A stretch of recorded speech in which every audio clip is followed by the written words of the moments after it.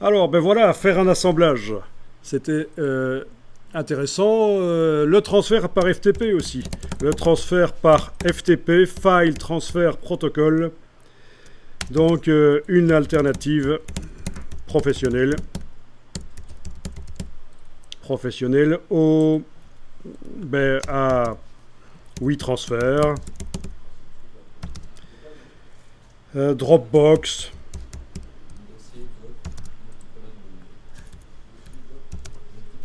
Et le troisième, c'est...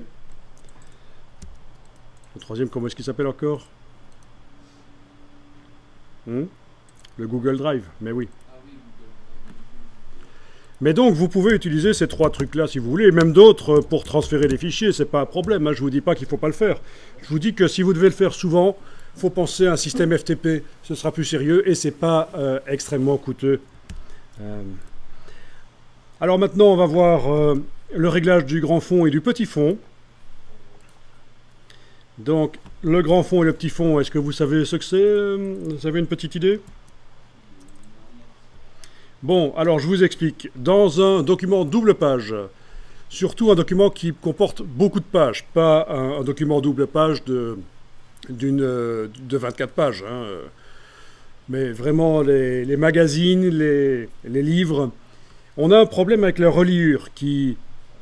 Ben oui, tout près de la reliure, là, le texte devient difficile à lire. Il faut donc l'éloigner de la reliure. Et c'est ce qu'on appelle le petit fond. On va régler le petit fond. Et le grand fond, ce sont les deux autres extrémités, à gauche et à droite, en fait. Bon, ben ça veut dire qu'il faut ici que, si c'est une publication dans un magazine, il faut que, au centre, près de la reliure, le texte s'éloigne de la reliure. On va donc aller dans le gabarit. Alors, puisque c'est juste pour essayer de régler les marges, on peut peut-être ne pas double-cliquer sur le gabarit, mais peut-être activer les deux pages comme ça, menu. Donc, clic, majuscule clic. On reste sur la page là et ça va peut-être fonctionner. Alors, menu page, marge et colonne. Activer l'ajustement de la mise en page est enclenché, c'est pour que les blocs suivent les marges.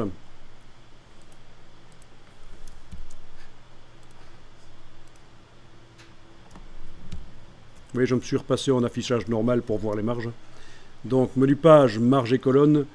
Je travaille normalement sur le gabarit A, les deux pages. Activer l'ajustement à la mise en page est enclenché. La chaîne ici est cassée, c'est parfait. On joue sur le petit fond. J'augmente la dimension. Voilà, ça fonctionne. Quand il s'agit juste de modifier les marges, en fait, on n'a pas besoin de faire une deuxième fenêtre pour voir ce que ça donne dans le document. Donc je vais mettre par exemple 22 mm à la place de 12,7 ici.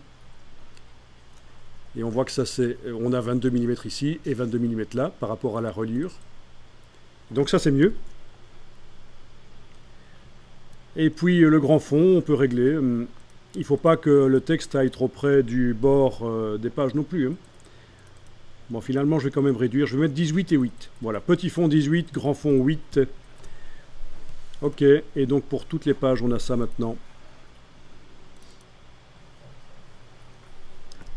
8 mm ici entre le bord du bloc. Le bord du bloc et le bord de la page. Et 18 entre le bord du bloc et la reliure.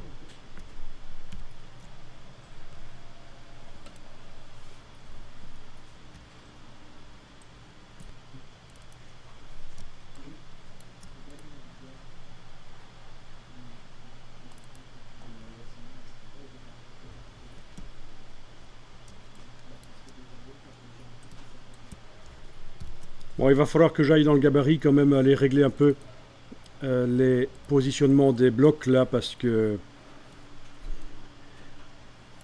ils sont pas positionnés comme ils devraient.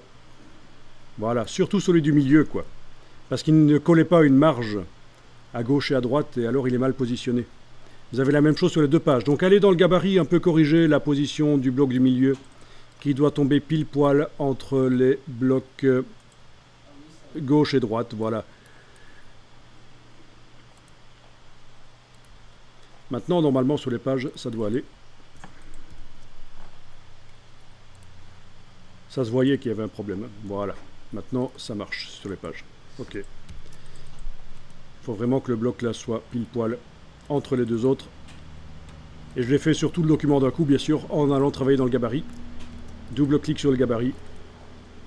Repositionnement du bloc central sur la page de gauche et sur la page de droite. Voilà, donc ceci c'est très important. Alors de toute façon, quand vous imprimez, ah oui, au fait, pour arriver à faire ça, j'ai dû déverrouiller le calque, bien sûr. Le calque qui contient le texte principal. Sinon, j'arrivais pas dans le gabarit à bouger les blocs. Donc, j'allais dire, de toute façon, l'imprimeur va vous expliquer tout ça. Avant de commencer un boulot d'impression, il faut aller trouver l'imprimeur, choisir le papier sur lequel vous allez imprimer, vous lui expliquez ce que vous voulez, le nombre de pages, le nombre de couleurs que vous voulez. Il va vous dire combien ça va coûter, suivant le nombre d'exemplaires. Et il va aussi vous donner des conseils techniques. Il va peut-être même vous fournir un document InDesign vierge que vous allez pouvoir remplir. Peut-être qu'il a déjà des modèles, des templates, et que ça peut vous aider. Donc ça, c'est vraiment la règle. Allez trouver l'imprimeur avant de commencer le travail. Les imprimeurs détestent quand on arrive chez eux avec un travail déjà fini et qu'ils vous ont jamais vu. Vous arrivez avec un travail fini, vous pensez que vous avez facilité le travail de l'imprimeur en n'allant pas le déranger avant pour lui poser des questions. Eh bien, c'est tout l'inverse. Vous l'ennuyez. Il n'aime pas des clients qui débarquent de nulle part avec un boulot déjà fini. Avant de commencer un boulot, on va discuter avec l'imprimeur. C'est comme ça qu'il faut faire. Ok, alors, il va falloir repositionner parfois certaines images qui sont flottantes dans la mise en page.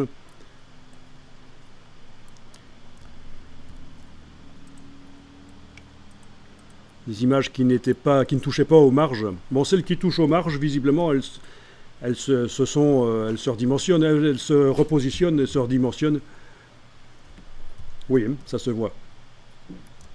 Celles qui touchent aux marges, il n'y a pas de problème, elles se sont redimensionnées, repositionnées. Mais il y en a certaines qu'il faut retravailler.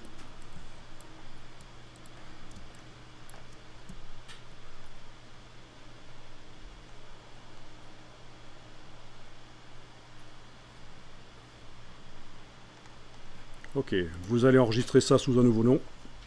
Donc c'était l'histoire du petit fond et du grand fond.